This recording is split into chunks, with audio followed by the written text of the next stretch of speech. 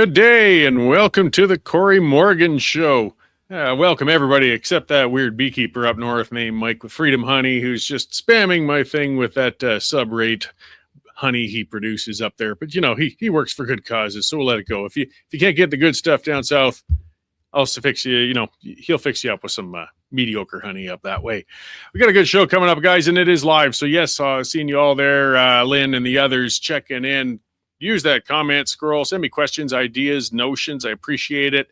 I don't read them all on the air necessarily, but I do see them all, and it keeps things flowing. So just, I know it's a lot to ask, but try to keep things somewhat civil. We usually can.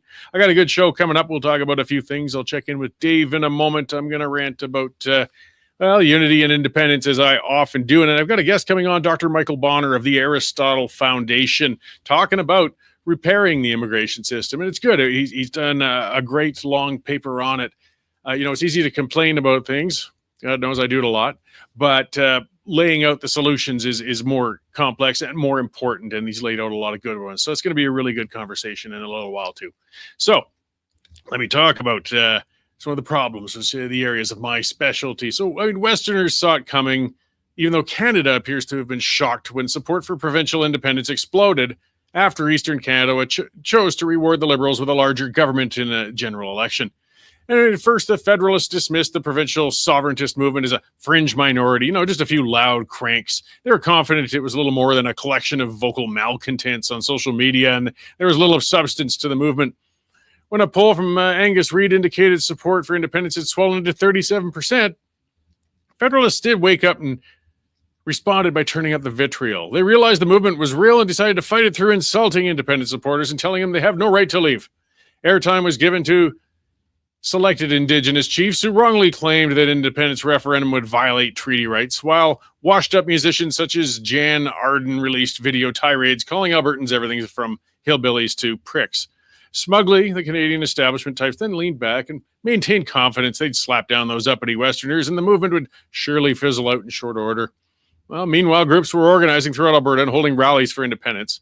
The halls have been packed and the databases have been filling with the names of people ready to sign a petition to invoke a referendum on Alberta independence. And with the election now a month behind us, public support sentiment for independence has shifted upward. Leger found an eye-popping 47% of Albertans supportive of independence. Admittedly, that was a small sampling, but still interesting. With only a 3-point margin to cover for a winning referendum and with clear momentum on its side, the independence movement is stronger than it's ever been. To dismiss this populist prairie fire at this point would be foolhardy, to say the least. To say a positive independence vote is impossible is to deny reality at this point. Might still be unlikely, but it's far from impossible. I'm going to offer a bit of free advice to the Federalists who don't want Alberta to vote to leave the Federation. For starters, stop telling Albertans they can't leave. They can. The Clarity Act laid out the legal pathway to provincial independence, and Albertans are already well on their way to a referendum. When you tell a Westerner they can't do something, you don't discourage them. You just inspire them to work harder to get the job done. Again, shows how you don't understand Western attitudes. Next, stop insulting Albertans. Debasing and belittling Albertans doesn't endear them to the Federation, guys. That sort of tactic feeds the analogy of Alberta being part of an abusive relationship with a spouse who would only assault rather than listen. Nearly half of Albertans have decided they'd be better served if their province left Canada. This isn't a short-term flash in the pan. This isn't a decision Albertans came to lightly. This is the culmination of decades of regional abuse under a broken system. People won't go back to the concept of the Federation easily. I remember when taking marketing long ago, I was taught that the toughest person to win was one who's already had a negative experience with you or your product. Albertans won't come back to the Federation without some coaxing. They've been burned too many times and for too long. They see a brighter future for themselves and their children in an independent Alberta right now. Federalists who want to prevent the dissolution of the Federation must woo Albertans back into the fold. Albertans are increasingly seeing why they're better off leaving. They know why they should go, and nearly half of them are ready to make the leap. Life is a series of cost-benefit analysis when making decisions. The cost of remaining within the Federation has become a lot higher than the benefits it's offering. That ratio must change if the wave of independent support in Alberta is to recede. Albertans have tried for decades to achieve change within the system, and they've been stymied with every attempt. And now they're getting ready to leave the system altogether. So that ball is in the court of the rest of Canada now. Change the system dramatically or accept the departure of Alberta and possibly other Western provinces. Those opposing independence of Alberta, they must answer this question, and they better answer it effectively.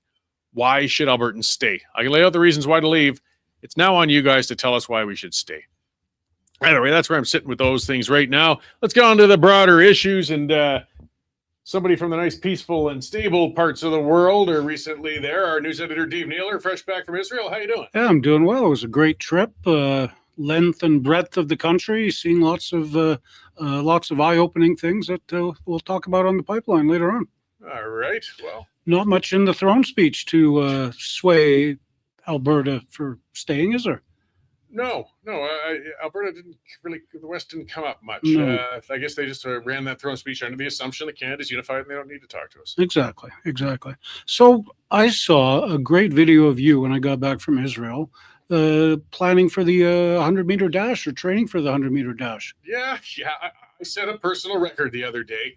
I didn't listen to my own advice. I do beekeeping, and yes, I bought a new nuke, which is like a starter beehive, and I thought, I don't need to put my bee suit on. I can get this set up and just walk it over there. And I put it down, and the bottom fell out, and the bees came pouring out, and I got stung as I sprinted back to the house. Oh, yeah. And Jane kindly, in being helpful, isolated the video and posted it to her social media feed so the world can enjoy my adventure. Nice. Well, I encourage everybody to go look for it if you want a smile of the day. Yeah, well, I wasn't smiling, but I got over it. There we go.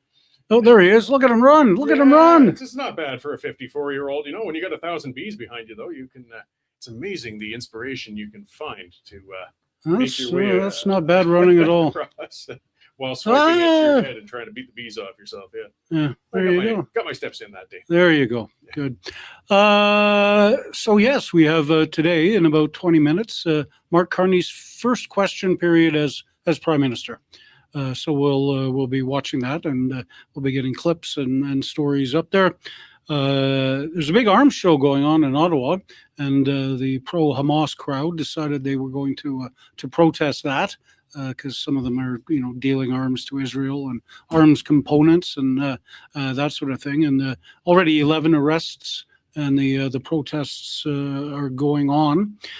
Speaking of Israel, the new president of the Treasury Board, a Liberal cabinet minister by the name of Shafqat Ali, has admitted that he took a free trip to Jerusalem by a Muslim advocacy group to get photographed praying.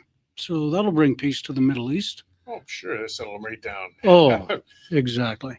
And our new finance minister, Mr. Champagne, has introduced tabled legislation to give Canadians a small tax break of $6.1 billion. So I guess better than a kick in the knee with a speed skate, but hopefully more to come. We'll take what we can get. So, what is the parliamentary schedule now? It's going to be a relatively short session, but I think it's like 2 weeks. They're going to fix the country, and then they're going to take like 4 months off. Yeah. So there's going to be a number of bills, though, I tabled in the next week or so. I guess we'll be watching for hints for when they're going to bring those out so we can scrutinize. And Exactly. And certainly everybody out west will be waiting to see if there's any movements on things like pipelines and various needed stuff, infrastructure stuff like that. And we got a First Minister's Conference with the Prime Minister in Saskatoon next week, I believe. And Chris Olcorn will be there covering it for us. Well, it does say a little, I guess, that they did decide to hold that First Minister Conference in Saskatoon. And I'm just trying to, from my perspective, almost play devil's advocate, but showing some optimism. Justin Trudeau hated those conferences. He rarely ever even held them. If Carney's willing to get into the same room in the West and talk to all those premiers, maybe there's going to be some, as Doug Ford says, it's time to show Alberta and Saskatchewan some love. Yeah, and as Gilbo says, we don't need pipelines. Exactly. So we'll see what comes out. I felt sorry for Prince Charles that the last face in Canada he saw was that simpering idiot at the airport as he flew out. Did you say Prince Charles? King Charles. King Charles, yes. King Charles. I don't know. He's got a promotion. Shows the longevity of Queen Elizabeth so long. Our whole lives, and we're getting a little long in the tooth now. It was still always Prince Charles. I was just thinking as I was driving today, it's just hard to wrap your head around that. Holy cow, he made it. He's now the king. He got the job he's been waiting for all this time. Yeah, well, good for him, I guess. Yeah. Good work if you can get it. All right. Well, I'll let you head on back to the newsroom and keep. Yeah, we'll see you tonight on the pipeline. You bet. Yeah. Thank you. Thank you. All right. So, yes, that is Dave Naylor, our news editor, and lots of stories on the go. I mean, it's starting into a little of the summer slowdown, but there's going to be a lot going on. It'll be interesting to see if they're going to walk some of the talk. That's when, things get rolling in the House of Commons. We want to see bills. We want to see legislation. We've heard a lot of platitudes. We've heard a lot of high-level planning ideas, notions. I mean, that's part of the nature of an election. I know some people were going on about the throne speech too and saying it wasn't specific for this or that. But remember, throne speeches aren't really supposed to be. They're just kind of to set the tone of a new session. And they're a weird... maybe it's just part of the pomp and circumstance and tradition. I mean, we know the Governor General, and in this case, King Charles. I mean, they don't write those; they're just reading it on behalf of the government. The power held by the throne is nothing but theoretical. It's been interesting listening to and watching the interpretations on social media from a lot of people, particularly now we're talking about independence movement, talking about referendum being held. And people saying, no, that land is actually owned by the crown. It's King Charles' land. There really are people saying that sort of thing. A province can't become independent because the crown itself owns the land. Yeah, people need to read a little more. But King Charles is what he is. He's now gracing our currency. He's a figurehead. He's a part of a long, long tradition, a family that's been around a long time, and certainly no shortage of controversy wrapped around them as well. I don't know. I think tradition's important and history is important. I just never want to see them formally empowered with leadership over us anymore either. I don't like that entire concept of somebody being our better due to the fact of which family they may or may not have been born into. We've evolved past that, though we still have a long ways to go in being a proper functioning democracy. But I like to think we're better than that. But whatever. Charles was out here. It was unusual. Nobody'd done. We hadn't had a sitting monarch sit in the Parliament and give a throne speech since Queen Elizabeth back in the 70s. And I think she was out here for the Commonwealth Games in Edmonton. I could be wrong. I believe that's when that was held. It was an interesting choice on the part of Mark Carney. But he's got a lot of things to take care of in the next little while. We got the upset Westerners like myself out here on his case, and a budding independence movement. And you've got questions of Canadian sovereignty due to President Trump just constantly lobbing bombs our way, and that ridiculous America, 51st state conversation, things like that. So bringing King Charles out to set off the Parliament was an interesting political move. I mean, it was definitely showing, hey, we are a constitutional monarch. We have nothing to do with being a 51st state, though it's not insulting. It wasn't giving a middle finger or an elbow up to the United States. It was just asserting ourselves. Yet there was some irony in it as well, in that we're saying we're a sovereign nation, yet you brought the head of a nation from across the sea, who ostensibly is our head of state, to speak to us. So we're not exactly as sovereign as he would like to make it out to be, though again, it's a technicality at this point. So let's get on to some oh yeah, I don't want to remind folks one more time. I should do that when gotta pay the bills. So yes, Dave Naylor and our news crew out there and things being covered, G7 summit coming up, all sorts of stuff. The reason we can do it is because you guys are subscribed. This is where I gotta nag you. westernstandard.news/subscription, $10 a month, $100 for a year. That's how we stay independent. That's how we get those news stories up there. That's how we do those shows. So for all of you who have subscribed, thank you very much. We really do appreciate it. And if you haven't yet, come on, get on there. Take one out. It's just like a newspaper subscription. It's the way modern media works, and it keeps us from having to reach out and ask for government dollars, which we don't take. All right. So yeah, I've been looking forward to this with Dr. Bonner, with the Aristotle Foundation, talking about repairing the fray, improving immigration and citizenship policy in Canada. It's a discussion we need to have. Immigration, poorly managed immigration, has really made a mess this last decade, to say the least. But I mean, like so many things, there's no simple solutions to these. We need some nuanced approaches to it. There's people saying shut down all immigration, and there's others saying we shouldn't touch it. I think the answers are probably quite somewhere in the middle, and I'm certain Dr. Bonner will expand on that for us. So thank you very much for joining us today, Dr. Bonner. Thanks for having me. So kind of as I lined it up, we've had finally some frank discussion on immigration. For a long time, there was almost a denial that there's a problem, and anybody questioning the rate of immigration or the means of integration is perhaps being intolerant or shallow. But the government's acknowledging, wow, okay, we kind of overshot, we kind of blew it.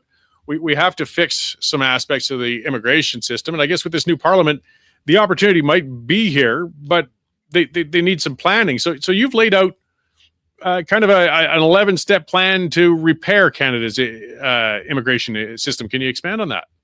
Yeah, well, what I would say, first of all, is that we have to look at not just, not just immigration at this precise moment, but also what it is going to look like, what it may look like, in years to come. Canada has had historically a difficult time, maintaining a healthy population, getting the population to grow. This was always a struggle. And we have depended for this on immigration. We need to look into the future and see where we think that's going. I don't think we're going to be able to count on high levels of immigration long into the future, simply because most of the world is not reproducing at the rates that it once was. High levels of mobile populations, and especially young populations, aren't going to be there for much longer. We need to take that into account, first of all. And second, we need to make sure that the immigration that we do have, because I'm in favor of immigration. I think it's been, on balance, it's been very good for our country. But we need it to serve our national interest. Those are the two guiding principles that I have for my recommendations.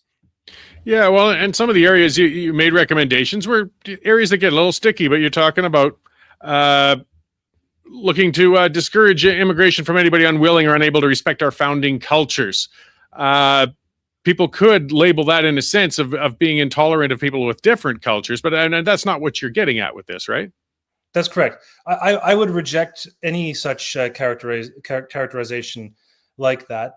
What I have in mind is the damage that was done, the damage that was done by the former Trudeau government with their insistence that there's essentially no Canadian culture, and that therefore there's nothing to assimilate to. I mean, this is demoralizing for everybody who lives here, first of all. And, it's good to see, I'll give credit where credit is due. It's good to see that the Carney government seems to have sort of put a stop to that. But we still need to make citizens, we all need to be good citizens ourselves, and we need to make good citizens of other people. We have to hold ourselves to a higher standard, and we have to understand that there is a sort of a settled Canadian culture. There's more than one. There are several historical peoples that have always lived here, and then there are others who have come later, and that our the evolution of our constitution, our languages, and so forth, that these matter. They're very important to the people who live here, and it's also very important to those who come, to newcomers, that they be not only respectful, but also that they integrate fully and comfortably into Canadian economic and cultural life. Yeah, so an area you covered as well was international students. It's kind of a spot where I think the floodgates got a little out of control. A lot of institutions were sort of pouring in international students, and some were using it more as a foothold for future permanent immigration rather than studies. You're talking about prioritizing, because again, it's great to have international students come in, and they pay a much higher price to attend our institutions. So, I mean, it can help a lot of things in general, but more to have it, I guess, prioritizing the ones with, as you said, studies of high importance to our labor market and supply chains. Like, we don't need more liberal arts graduates, perhaps necessarily, but we could certainly use a lot more chemists, pharmacists, engineers, things like that. Right. So there are 2 points there. One is the economic immigration and labor market realities. If we're bringing in the best and brightest from around the world, which I'm 100% in favor of, getting them trained up, educated, and sort of get attached into the labor market, get integrated there, that everybody wins. That's great. That's That's a combination of positive economic outcomes and integration together. I can't think of almost any better way to integrate into another country as a young person than going to a career college or to a university. So I'm 100% in favor of that. What I'm not in favor of is the sort of fraudulent, fly-by-night, fake, credential mills that have cropped up here and there that give a bad name to the whole process, that have essentially recruited people to do these sort of fake courses of study, or if they're not actually fake, they're of kind of a lower caliber, and then to work low wage jobs, and to add to the problem of stagnant wages, a sort of depressed labor market, and working very often under conditions that are deplorable, dangerous, uncomfortable, deplorable, and basically shackled to a fake educational institution, and to essentially a borderline fake, borderline indentured servitude type of job. That must stop. And we need to make sure that we are distinguishing between those two things rigorously. I don't think it's too late to salvage it by any means, but there's certainly been a great deal of damage done there. Yeah, and it's good that you point out. I mean, some of the people victimized, it's not just people already in Canada, but this is pretty darn hard and unfair to some people coming over thinking they were coming into something better, and as you said, find themselves virtually indentured. So something else with part of Canada's system has been a problem is our bureaucracy, and it's difficult for people trying to follow actually the rules. It's very convoluted and time consuming, but you call for lengthening the time requirement for citizenship in some cases, except for citizens with pure English and French speaking countries. Could delaying though the citizenship process lead to other problems? I mean, there are always trade-offs. Mm-hmm. Part of what I also recommend, though, is just greater sort of public and democratic oversight. I mean, this is the kind of the length of time. I recommend a longer period. I recommend something akin to our peer countries, where after permanent residency, it's in some cases it's 5 to 10 years. I think something on that order would be better for us, but this is the kind of public conversation that we should have in this country. You mentioned bureaucrats. The Minister of Immigration and many senior officials have enormous power as to who gets let in, when, how to assign points, what kind of skills are supposedly weighed heavily, which not, in what manner, and so forth. And all of this is entirely opaque to nearly all Canadians. In fact, I would almost go as far as to say that even when you have members of the public who take a great deal of interest in this subject, the decision making is closed off. There's no public discussion or consultation about this sort of thing at all, and levels and so forth are set by cabinet. So I recommend a longer period of time.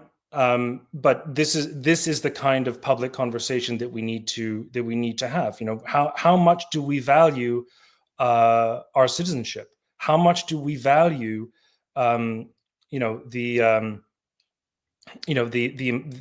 significance of being a Canadian? That's what we need to ask ourselves. Absolutely. Another issue that you cover, I mean, a lot of it is you're not even calling for, you're calling for getting a better control of the immigration, or best utilizing it. And one of issue that's happened a lot over the decades really is with credentials. You're talking about establishing a standard credential regulation and recognition, because we get people coming here who may be very highly skilled, but they're having difficulty finding work in their trade, and they find themselves in low skilled trades. And often they'll bounce off to another country if they can't find work in their profession here. Yet we seem to never be able to get around to fixing that. We bring it up every few years, but it never seems to change. Right. Well, this is the proverbial doctor from abroad who drives a taxi, right? I mean, there's absolutely no reason why that should ever happen. If we're talking about, well-trained doctors from reputable countries with strong hospital systems and public health and so forth, there's absolutely no reason why it should be such an ordeal to be recognized here. We have to do something about that. What we also have to do is we have to make sure that the provinces recognize those credentials mutually, and that they recognize one another's credentials. There are two sides to this problem. One is that our labor markets are sort of fenced off from one another, and this feeds into the discussion about trade barriers between provinces, these sort of little monopolies. They've got to go. We need to be able to address labor shortages or skills mismatches, or however you want to describe it, from within Canada first. We should be able to predict or notice, or whatever it is, where we need people, where the qualified people are, and then see if we can get them to work there. The old example of this would be the Newfoundlanders going to the oil patch. That was great. Unfortunately, the first resort now seems to be to look abroad. This is not a good system, partly because we are sort of neglecting our own people first and foremost, but also because the credentials are not always recognized, as you say.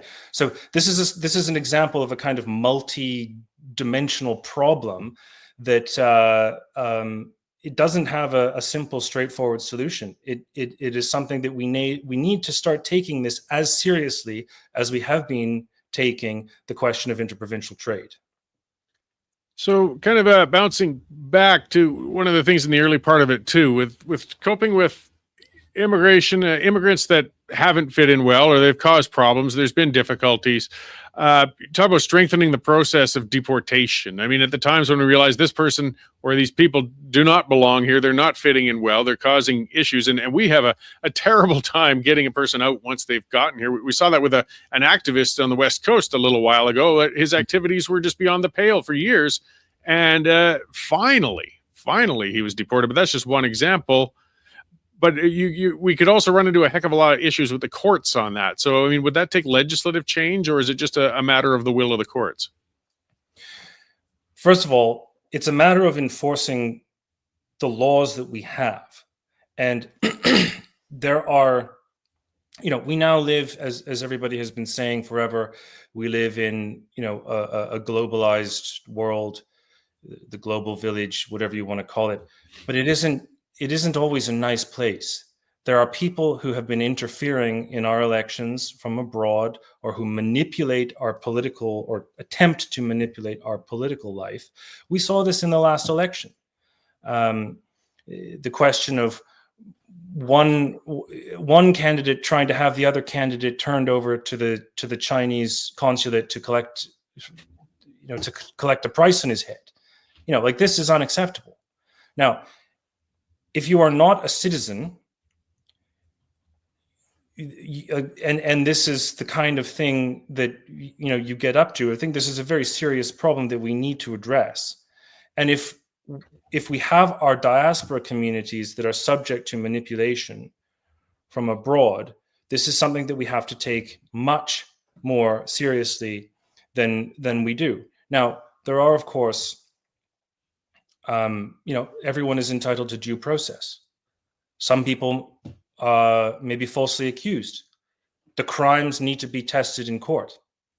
And of course, this has produced problems. I mean, it took something like 20 years to remove one of the architects of the Rwandan genocide. 20 years.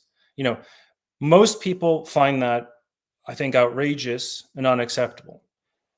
The person in question was entitled to due process, and he got it. It took a long time, but it happened. And we need to, there may be legal remedies that we can explore here to make that process go faster. But Once that has been done, once the cases have been heard and the process is over, criminals have to leave. Absolutely. Well, I mean, there's so much to cover and so little time, but you covered a great amount, even just in your executive summary online. Before I let you go, what else might you like to add, and where can people find more information and support your work? Go to the Aristotle Foundation online. You can Google it. You got the address right down there, aristotlefoundation.org. Find me on X, formerly known as Twitter, Dr. Michael Bonner, or at Dr. Michael Bonner. Look, this is about making a great country better. This is about looking into the future and seeing that we are entering a period of uncertainty, such as people might not have foreseen in the late 20th century. And this is about how, being prepared. We must be open to immigration from the rest of the world. We must be welcoming and willing and able to integrate newcomers, retain them, and build a better country. But we cannot count on the enormous numbers that we have seen in recent years. They are politically unfeasible now. And looking into the future, I see lower numbers of mobile people from abroad. We need to prepare for that. And this is what my study is all about. Excellent. Well, thank you very much for coming on to share that with us today and for putting it out there. As I said, we've just had a change in government. So if there's ever an opportunity, perhaps, where they're going to be receptive to reimagining how things are going to be done in an area like immigration, I think now might be the time. I hope your work lands on the desks of some of the people who are important. And I appreciate you starting this conversation. Well, let's hope so. Thanks for having me. All right. Thank you. So again, folks, yes, that was Dr. Michael Bonner with the Aristotle Foundation, as he said, aristotlefoundation.org. And there's a lot of great stuff on that site. It's a great group. These guys, Mark Milkey got it going there. And his piece is Repairing the Fray, Improving Immigration and Citizenship Policy in Canada. And I was looking forward to talking to Dr. Bonner. I really enjoyed reading this because we do have to avoid being too reactive. I mean, I see some of the commenting, which is fine. Donovan says we're full. Yeah, but we aren't. For a functional economy and in general, we do need a degree of immigration. But you see, the problem is like with anything else, you can do it right and you can do it wrong. And we've been doing it wrong for a long time. And we need, quality over quantity, I guess, is a better way to put it, right? I mean, Trudeau just opened the floodgates. And the reason that dingbat did it was because our numbers were terrible. Canada's, I keep talking about it, Canada's GDP per capita is just plunging. It's terrible. The relative wealth per individual in Canada is low relative to developed nations and getting lower. So what Trudeau did was pump in immigrants, because what it does is it raises our GDP in general, which makes it look as if we've got good economic growth. But what it actually is doing, of course, is splitting up that GDP among even more people. So yes, the broad numbers look better. The numbers as an individual, and anybody knowing that, paying their bills, realizes they become worse. And it's caused a lot of damage, millions and millions, from a government afraid to make the hard decisions. So just opening the floodgates, hoping to kind of patch over their poor governance. And now we're paying that price. But as I said, Dr. Bonner was pretty blunt in saying some of the stuff that what we've got to do it right. We want to bring in the people who are going to best serve our needs over here, the types of trades we need, the types of professions we need. We need to get rid of the ones who aren't integrating and are causing trouble, and not waste time dragging our feet on it. As far as I'm concerned, if a person doesn't have citizenship and they've committed a violent crime, they should be on that jet back to wherever the heck they came from so fast their head should spin. And I mean, he's not saying as bluntly as I am, but he's talking about that because we need good, nuanced discussion on it. We got to get past, and I think Dave mentioned a little bit of that earlier, Trudeau's post-national Canada, right? We aren't actually a country. We don't have a culture. And Carney's trying to turn that around a little bit. That's where he's saying, oh, we are a culture, we have one, and that's why we got King Charles and things like that. Look, either way, we have a culture. There's no doubt about that, whether Trudeau said it or not, whether it's a healthy culture, that's debatable. Something people screw up with cultures. Cultures aren't supposed to be static. They aren't supposed to stay exactly the same all the time. Cultures should evolve. They should change. They should adapt. And that's where we keep screwing up with a weird thought process in the world that one culture, for example, in the West, should be open and accepting of every other cultural practice in the world, even when those cultural practices completely violate what we consider acceptable to our culture here. And I'm talking about the people who practice, for example, primitive Islamic practices. Not all, but I mean, it's like everything. When you get fundamentalism, it gets pretty bad. And the bigger issue tends to come with Islam, the treatment of women, the treatment of gay people. You look the other way. They keep looking the other way on that. You know what? Islam needs to change, at least the people following the fundamentalist view of it. Doesn't mean you lose the whole culture of Islam, but it needs to adapt. I mean, anybody who wants to live their life, and there's fundamentalists who do, on the Old Testament version of the Bible, you can justify a whole lot of intolerance in there, too, if you want to take a bunch of literal interpretations. But there was the Reformation. We've moved forward. We've gotten beyond it. The religion adapted. The culture adapted. It changed. People don't like cultural change, but we need cultural change. Another area is First Nations, Indigenous reserves. That one really gets me with people. What are you expecting? Because they say we need to keep these reserves to preserve their culture. Really? Really? Get out there and check one out. Have a look. See what's left of the culture you're trying to preserve. And there's definitely a different culture there. And there's definitely aspects and trappings of the older Indigenous culture among the people there. But for the most part, you've created enclaves of misery where the culture is being lost, and it's turning into a culture of potato chips and substance abuse for many, many people. Not all of them. It's a couple of things so assimilation, they use that as a dirty word. Fine, forced assimilation is poor, but allowing cultures to naturally adapt, and it turns out some practices move to the wayside. That's the way it goes. That's natural. Assimilation, cultural evolution isn't assimilation. It's just moving ahead. So when you artificially mess with a culture, you tend to make a dysfunctional culture. And it did happen to a degree in residential schools when you're taking children and trying to kind of push out the cultural practices, stop the speaking of their original languages, change some of the practices. That had a rebound effect, and it made a lot of embittered, troubled young people growing up, and we're seeing the social challenges of a lot of those efforts today, now, and the consequences of that. But on the other side of the coin, artificially trying to preserve a culture can cause damage too, and that's what's happening on these reserves. That's what I think. People who think, some isolated reserves, northern reserves, people living in Toronto or Calgary or Edmonton who've never been to reserves think, oh, they're beautiful little places and we're preserving the culture. What do you think it is? Is it a zoo to you? Is that what it is, a zoo? You can keep this little Neolithic population of people preserved and sort of a snapshot in time with a cultural that isn't ever going to change. It doesn't work that way, but we can sure make a mess trying. So this comes to the immigration thing too. We should be encouraging people coming here to adapt to here, not losing all of their cultural practices, not by any means. But they do have to set aside the ones that don't work well here, the ones that clash. What did you come here for? There's something you were leaving behind. Don't bring that here then. If you didn't like it over there, why the hell do you think we would want it over here? These are questions we got to be blunt about. And you get accused of, again, accused of intolerance and this and that. It's just BS.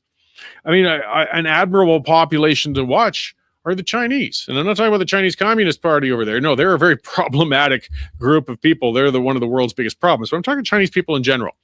I mean, Canada treated Chinese people historically pretty damn badly. We brought in many, many, many of them to work on the railway, used them as virtual slave labor. Once the railway was done, they started mass deporting them, kicking them back over the ocean, treated them terribly. They couldn't find decent jobs over here. It was awful. But look at the Chinese culture in Canada still today.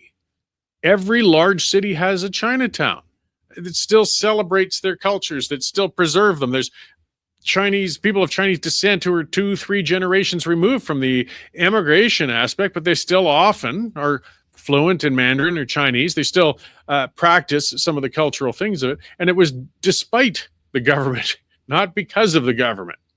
If a culture is strong and wants to preserve their practices, they will. And don't rely on everybody else to do it for you. Just leave it alone. That's what I'm coming down to out of all of this for the most part. Most of us are civilized. Leave it alone. Cultures will evolve for the better for the most part. Yeah, easier said than done, I know. But